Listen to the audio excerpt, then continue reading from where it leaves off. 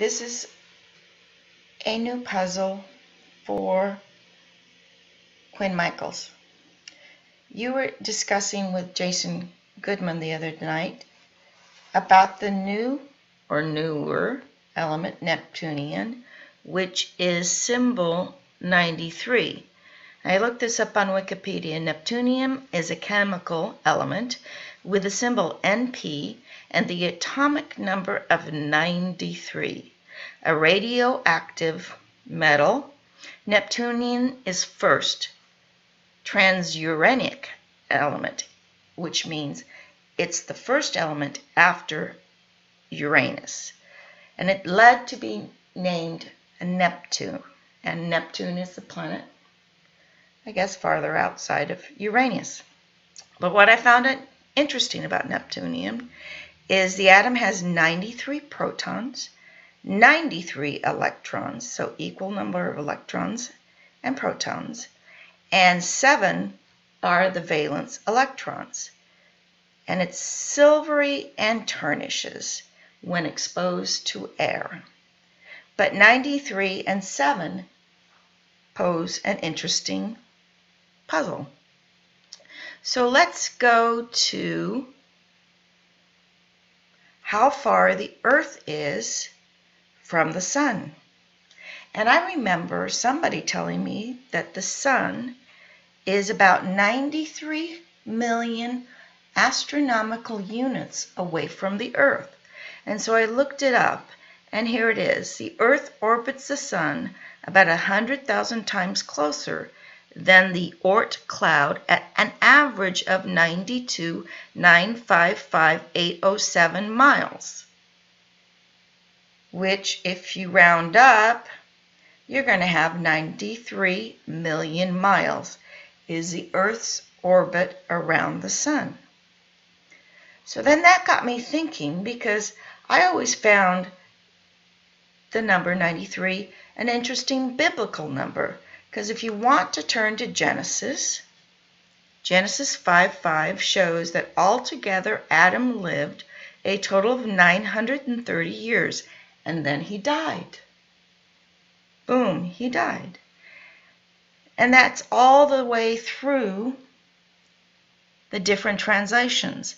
I remember as a child wondering, how can a man, Adam, live 930 years? Well, that might be just kind of a metaphor or a number in which we need to remember how many times the Earth, Adam, lived away from its source, the Sun. Might be, I don't know. But then I found interesting is Christine Lagarde, the IMF, had a speech in 2014 in which she kept on using the number 7. And we know the number 7 is used repeatedly through the Bible. But this is interesting that the World Bank president would use the number 7 as some kind of occult symbol. So let's look at it. Thank you so much. Merci beaucoup. I do love her You can tell accent. I do as I'm told. And I thought I had to stand up at the time when my immediate predecessor would sit down, and clearly I failed. Good afternoon, and thank you very much for having me with you. I would like to thank the National Press Club, and especially President Angela Grilling-Keane. This takes a while for her not to only introduce inviting me herself. to this prestigious venue, but essentially presenting is the the outline IMF. of what I want to talk to you about now. So it's as if we had prepared that together, which we have not. Now, let me first of all, of course, begin by wishing you all a Happy New Year. I guess it's still time to do that, given that we are just exactly halfway through between our Western New Year and the Lunar New Year, which will loom in a few weeks' time. I think it's also appropriate to wish ourselves a Happy New Year, given what I would like to talk to you about, which has to do with the global economy and what we should expect for 2014. Now, I'm going to test you numerology skills by asking you to think about the magic 7. Okay? Most of you will know that 7 is quite a number in all sorts of themes, religions, and I'm sure that you can compress numbers as well. This is just somebody that was trying to interpret her numerological message, but that's not really what I want you to look at. I just want you to look at how she uses the number 7, which, if you recall, in Neptunium, it has seven valence electrons. So 7 is a very important number. If we think about 2014, all right, I'm just giving you 2014, you drop the 0, 14, 2 times 7. Okay, that's just by way of example, and we're going to carry on.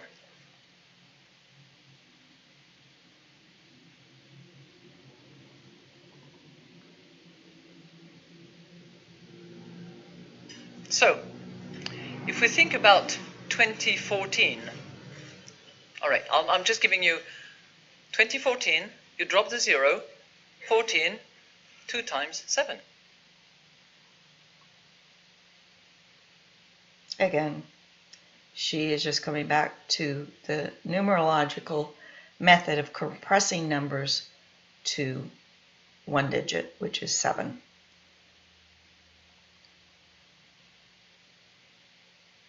And this is not the part I really wish you to focus on. I just want you to focus on how the elite use this number 7 as a very important number.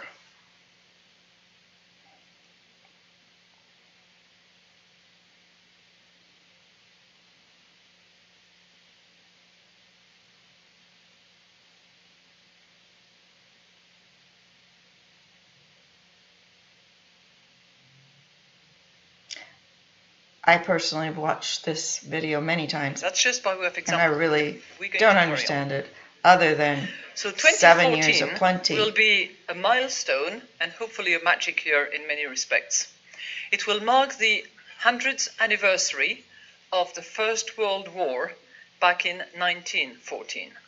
It will mark the 70th anniversary, drop the 0, 7, of the Bretton Woods Conference that actually gave birth to the IMF. And it will be the 25th anniversary of the fall of the Berlin Wall. 25th. Okay.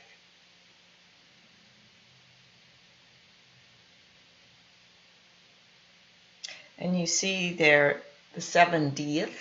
It will also mark the 7th anniversary of the financial market jitters that quickly turned into the greatest global economic calamity since the Great Depression. The crisis still lingers. Yet, optimism is in the air. We've left the deep freeze behind us, and the horizon looks just a bit brighter.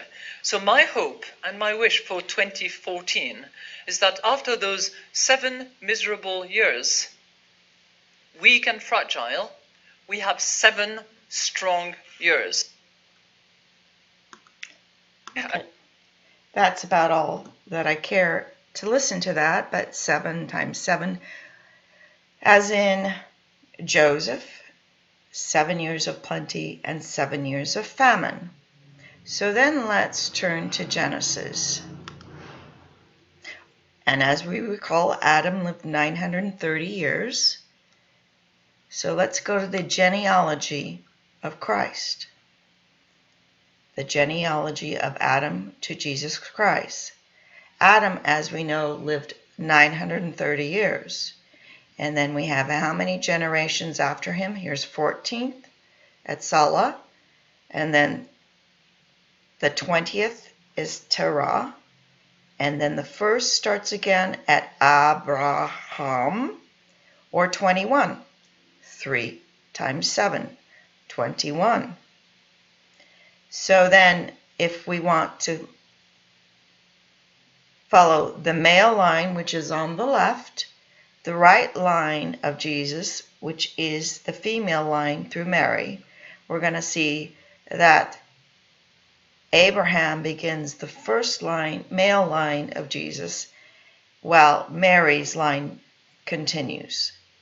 And the reason why Mary's line continues is that's genealogical and also genomic, because it is the mitochondrial DNA or the matrilineal line that goes all the way back to Adam.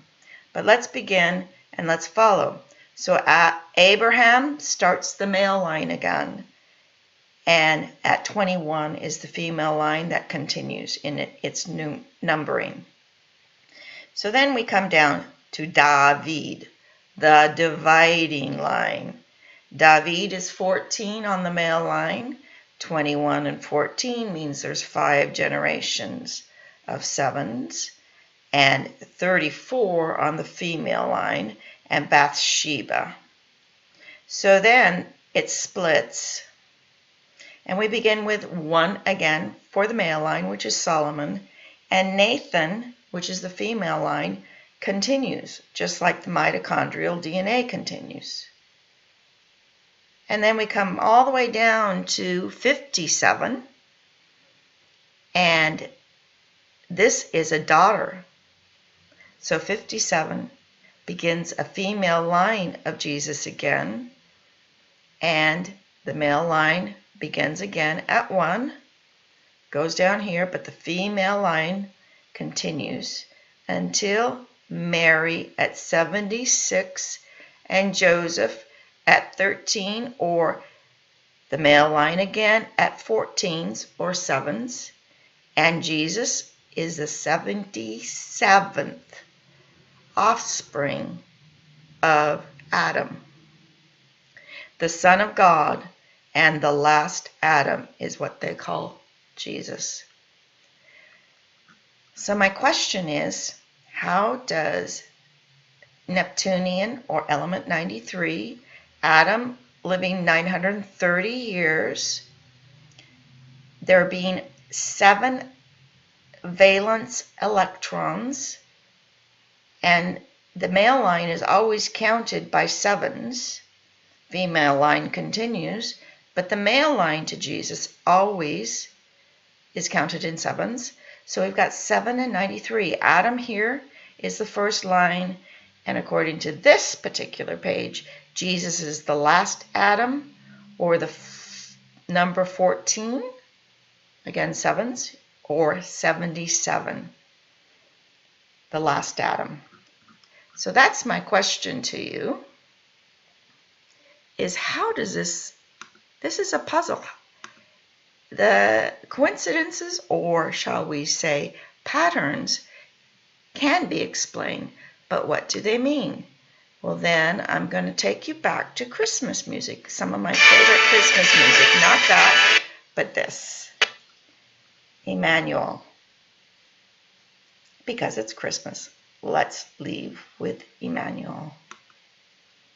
It's a 12th century Latin.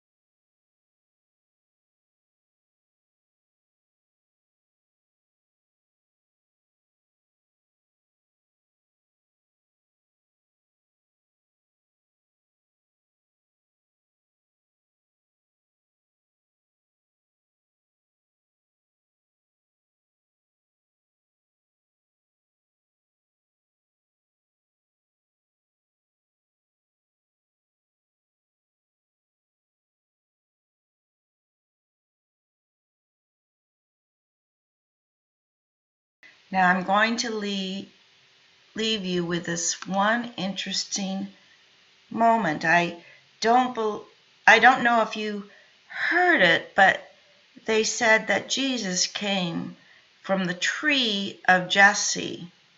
And Jesse here, stop that. Wow. Okay. But Jesse